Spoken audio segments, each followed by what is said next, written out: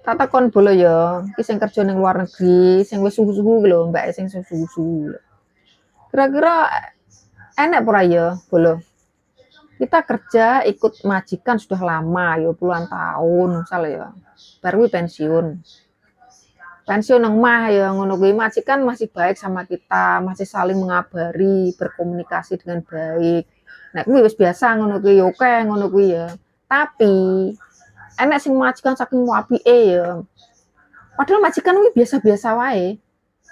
Majikan biasa-biasa wae ya, tapi mereka itu punya hati, gini ya.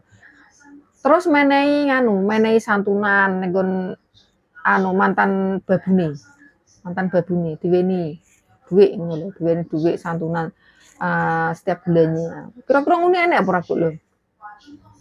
Enek apa ora? Soale piye ya? Nah aku biyen pernah ketemu karo ya Cece ngono ning bandara. Ngono cerita ngono kuwi, setiap bulan adike diweni santunan. Lah bar jare dhek kan pulang pensiun jare ya.